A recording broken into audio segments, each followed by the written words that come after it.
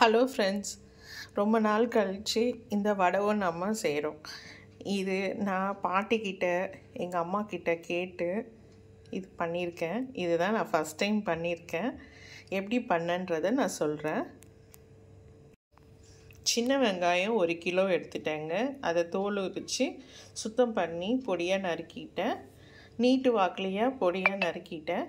அதுக்கப்புறம் கடுகு ஒரு 50, சீரகம் ஒரு 50, வெந்தயம் ஒரு 50, சோம்பு எடுத்துக்கிட்டேன், அதுவும் ஒரு 50 போட்டேன். அதுக்கப்புறம் மஞ்சத்தூள் ஒரு 3 ஸ்பூன் போட்டிருக்கேன். கொஞ்சமாக ஒரு 2 ஸ்பூன் உப்பு போட்டிருக்கேன். கொஞ்சம் நல்லெண்ணெய் ஊற்றிருக்கேன். விளக்கெண்ணெய் கூட ஒரு ஸ்பூன் ஊற்றினா நல்லதுன்னு சொன்னாங்க. அதனால் பாட்டிக்கிட்ட கேட்டு விளக்கெண்ணையும் ஒரு ஸ்பூன் ஊற்றிருக்கேன்.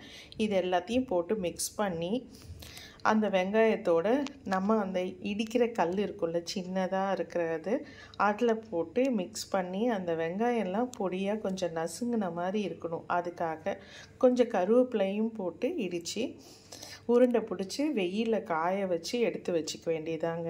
நம்ம வடவை ரெடி ஆகிடும். ஒரு 3 நாள் நல்லா காஞ்சி இருக்கும். காஞ்சதுக்கப்புறம் நான் காமிக்கிறேன். இது நல்லா இது ஒரு நாள் தான் இப்போ காஞ்சிருக்கு. இன்னும் ஒரு 2 நாள் நல்லா அடிக்கிற வெயிலுக்கு காஞ்சிச்சுன்னா ரொம்ப நல்லாயிருக்கும். 1 வருஷம் கூட போட்டுக்கலாம்.